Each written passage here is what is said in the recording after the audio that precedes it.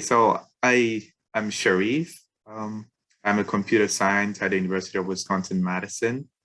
I'm also studying entrepreneurship and African studies as certificates. I am originally from Ghana. Specifically, I'll leave that as a fun stuff to discover in the middle of the presentation. So the title for my talk today is a survey of Ghana, and I'm calling it a survey of Ghana because I'm really hoping to highlight some really big and important themes that one notices about Ghana, and also that I really highlighted in this year's Go Big book by Yaa Gyasi, which is called the Transcendent Kingdom. That is how I really want to structure this talk today. The main themes that I want to focus on are the geography of Ghana and the ways of life in Ghana. And again, I really trying to tie this to the book we read. And so these are some of the main themes that were highlighted in the book, hence my reason for honing in on them. So starting with the geography, I have a little pop quiz that I think people should think about. And this is it, that when you think about Ghana, where do you think it might be on the globe? And I have alphabetized it from A to K, I believe. Some of them are obviously not Ghana. And so I just think people should take a few seconds to try to see if they can point out which one Ghana is. So if you pointed out E, then you are correct. Ghana is located on the west of Africa, and this cartonification seeks to just show where it might be. But this next slide really shows where Ghana sits on the whole continent in a more geographical manner. As you can notice, again, it's on the west side of Africa, and we can actually go one step closer into looking at Ghana. So Ghana is bounded by the east by Togo. It's bounded at the west by Cote d'Ivoire, and it's bounded at the north by Burkina Faso, and the south by the Atlantic Ocean, which we will spend some time also exploring. By the way, all these countries which are neighboring Ghana are all French-speaking countries, and Ghana is the only English-speaking country in this specific area. And so if you can notice that something I want to point out is this lake. It's called Lake Volta. And Lake Volta is, I believe, one of the, if not the biggest man-made lake in the world, it is one of them. It runs all the way from the south of the country to the north of the country. That is Lake Volta. And next, I want us to see where Yaa Gyasi's book was centered, that in the very beginning parts of the country, of the book, she mentioned her visit to Ghana and some of the experiences she had in this market, which I'll talk about very, very soon. So Yaa Gyasi's was here in Kumasi, which is the central part of, not really center, but that center to south part of the country. And fun fact, Kumasi is called the Garden City because of how green it is and all the nature and all the natural habitat it embodies. So that is where Yaa Gyasi's parents are from, according to the book, and where she visited and had those experiences. So one thing Yaa Gyasi, that is a theme that stands out from her childhood and even informs her present, her growth as a human, and how she sees the world, and other issues like mental health through her experiences in this market called Kejetia Market. So Kejetia is the biggest open market in the whole of West Africa. We'll spend a few moments really diving into it, but Kejetia is huge. You can find everything you want to find in there. And that is where Yaa Gyasi, that is really one of the most memorable parts of Yaa Gyasi's journeys to Ghana. So in the next slide, I'm hoping to show a video of what it means to walk through Ghana, because it's not possible to have you walk through at the moment, since we're all looking at this through a computer screen. But this video really quite literally does a walk through the Kejetia market, and I think it does a very good job at that. So I will move on to the next slide, which will take us to YouTube to have a look at Kejetia market.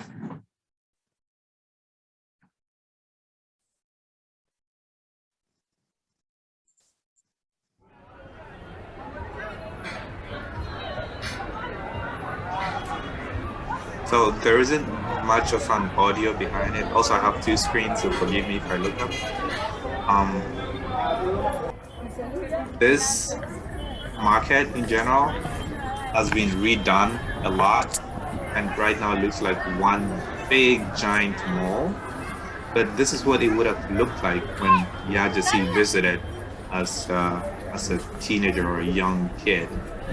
But it's really a lot of people walking around, people talking, and people just going about their daily business, some passing through, some buying, some selling. You can see how the crowded nature of this place.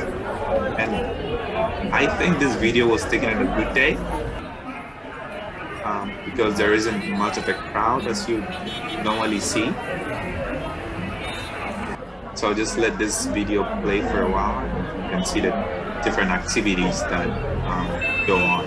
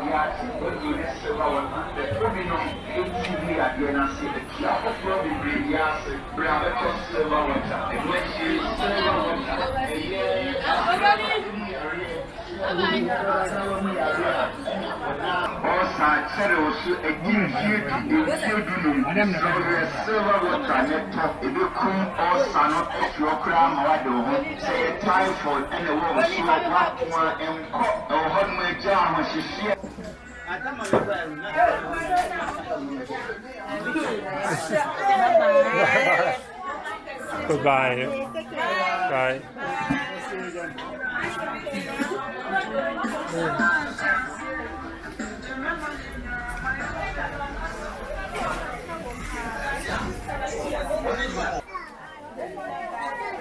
Hello.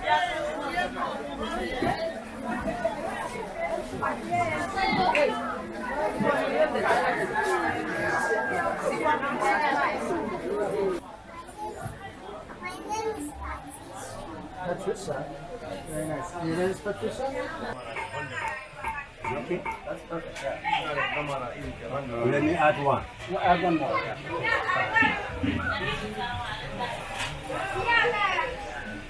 Yeah, that's better. Okay? Yeah, I like it like that. That's good.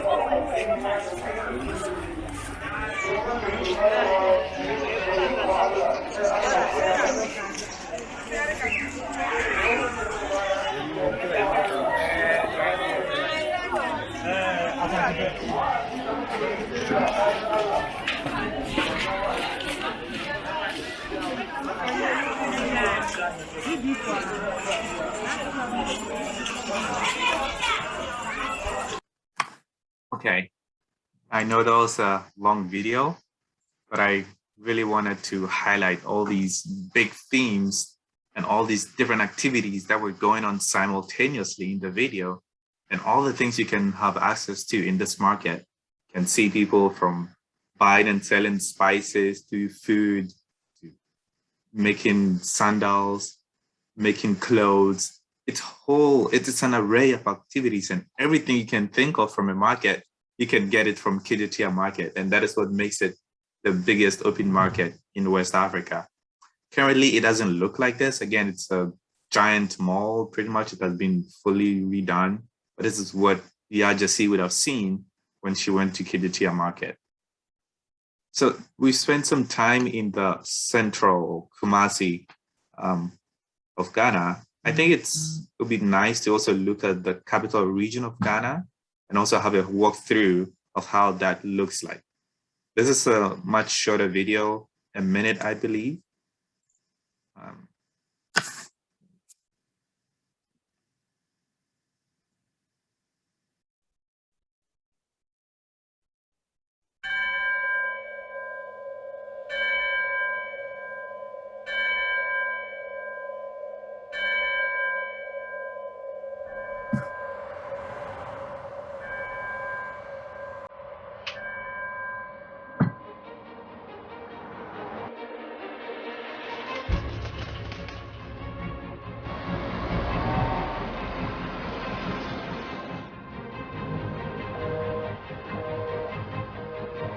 The number you have called has been disconnected.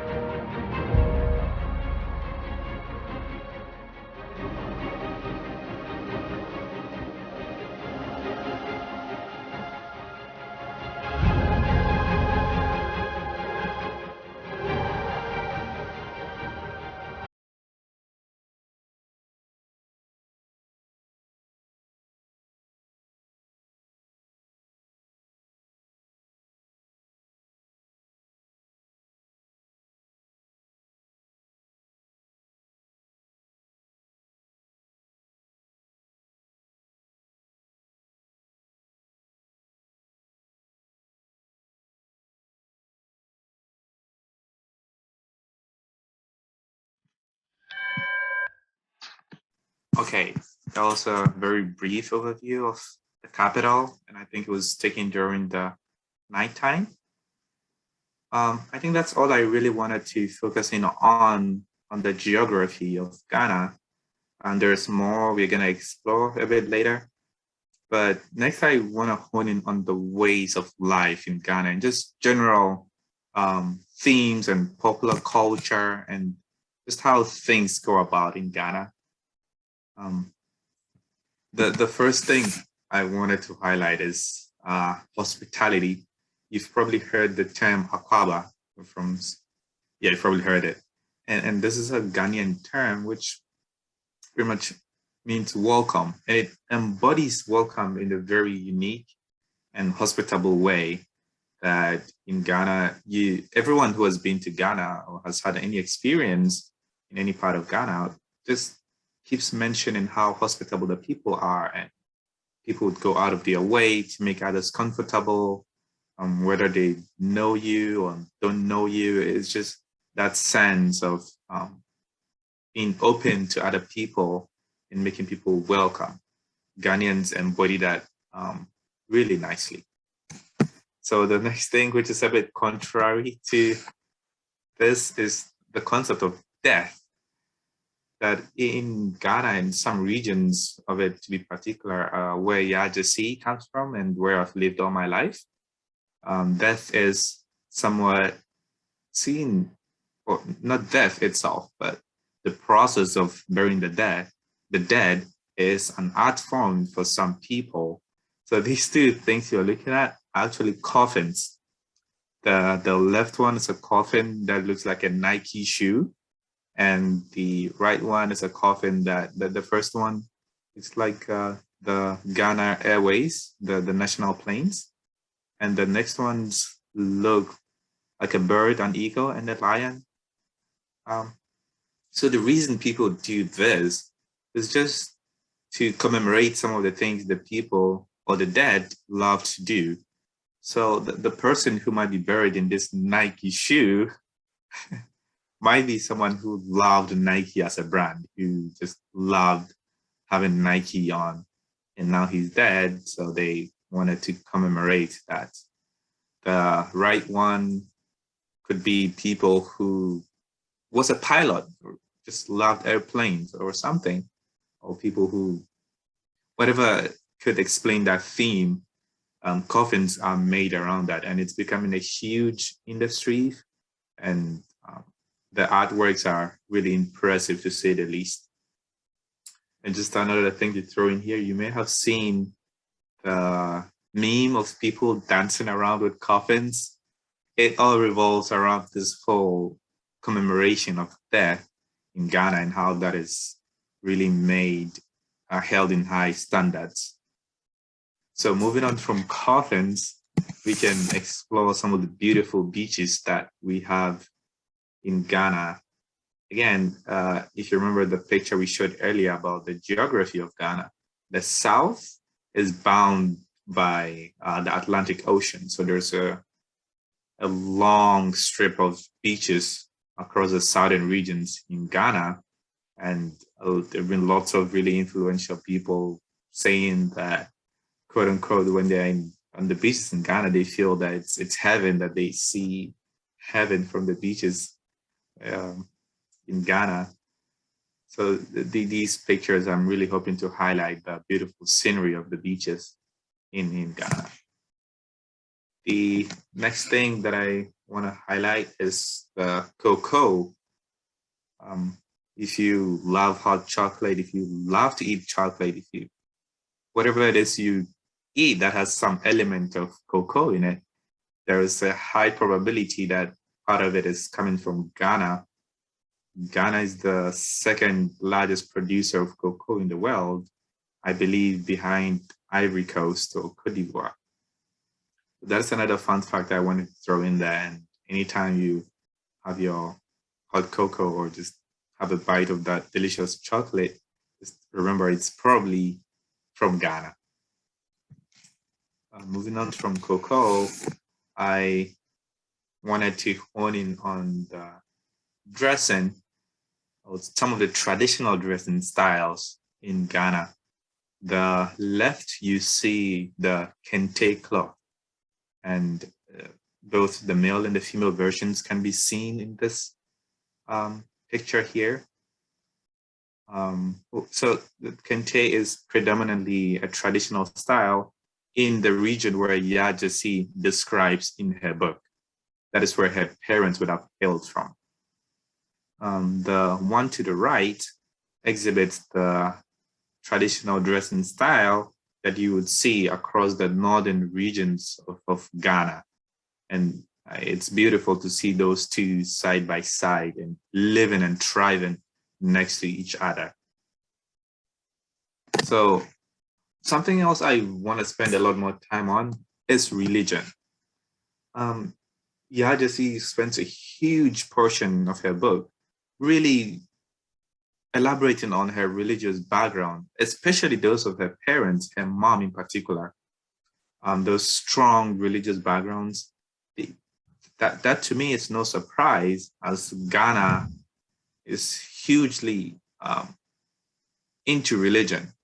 Ghana is stands as a Christian country, and that makes sense because about more than 70% of Ghanaians are Christian, followed by Muslims, which are around 17%. And you have 5.2% of the country coming in next who practice the various traditional religions, and another 5% not really religious, and a little under 1% being some other kinds of religion. So religion is a huge part, and driving factor in people's ways of life in Ghana. And I'm going to spend a little bit more time on religion as I bring this whole talk to an end. This picture here tries to really, this man you're looking at is the traditional leader of one of the biggest religions in Ghana. The traditional religion, you can think of this man right here as being their lead. He is their lead. But one thing I want to highlight at this portion is that even though there's that segmentation we saw in the previous slide here, about how the country is divided into different religious segments, they all blend really nicely into each other. That's, for me, when I think about religious separations in Ghana, I don't think of a clear-cut separation, but somewhat of a continuum where people might be blending different religions into their lifestyle and not whilst having what they predominantly align with, but still have elements of other religions in their way of life. This picture here, right, if you look closely, the one on the left, this might seem like a usual scenery because that's a church. The leader of the traditional religion, this is him in church, and this is the actual church location where this photo was taken. And he's been there multiple times, at least that I know of, a lot of times. So it's not a one-off thing. And you can really see that merge in religions here, that yes, he is a traditional leader of this religion, but he still is in church. And this element is not only limited to this section. I'm going to show you a few other slides that highlight this. So this man in green here, in the green scarf, is also the Islamic leader in Ghana. And this is him in church receiving blessings from a pastor. So it's really beautiful how it all merges into each other. And very recently, I found out whilst putting this document together that the ongoing construction of a cathedral in Ghana, which is supposed to be I think, if not one of the biggest churches in the country, which is being led by the state, the Muslim leader, right, is shown here, donated about 50,000 cedis to the construction of a church. So that is how beautiful these religions really play into each other. And the sense of nationalism, I believe, comes first to a lot of Ghanaians to a certain degree, and in some context, to just their religious alignments as a whole. So next is, again, it goes the other way around, that the man pictured in green or light blue in the left is the vice president of the country, who is a Muslim, but around him, and this is in a mosque, you can see lots of Christian leaders with him in his prayer room, in the mosque with him, sharing these good times and having a good time, pretty much. And the right photo shows the national chief imam, again, praying for these Christian leaders in his worship area. So that is really how all these religions seem to merge into each other. On a personal level, I grew up in a Muslim background, in a Muslim home, but I went to school my whole life. Like, all the schools I attended were Christian schools. So I would go to church, I would go to Sunday services, church within the day, the whole thing. And I would still go pray as a Muslim. And I was embodying all these too. And even now as an adult, outside of these institutions, I occasionally just go to some churches nearby because to me, it's not, it's more about the people and the way of life. And I think that's how a lot of Ghanaians approach religion in making it sustainable. Again, the reason why I'm spending a lot of time on religion here is that it's a huge driving factor in Yaa Gyasi's life, and pretty much her whole story revolves around this. Hence my reason for spending more time on this. I am going to be bringing my talk here to an end, but before I do that, a quick summary of some of the things we've gone over today. Ghana is located in the west part of Africa, and it has a huge, the biggest open market in West Africa, which influenced Yaa Gyasi a lot when she visited. The Ghanaian people, through living the spirit of Akwaba, are welcoming and warm and hospitable. The scenery and then artworks and just the geography in Ghana as a whole is beautiful, to say the least. And that's something I also hope to highlight in this presentation. The other theme that I focused on was religion as a whole, and how it's dynamic and not clear-cut, and people seem to really embody lots of religions at one and not just a single one. And finally, I'm hoping that after seeing this, watching this, you hopefully get a nudge like, hey, I should probably pay Ghana a visit. And so at this point, I would like to bring this talk to an end. Thank you very much for listening.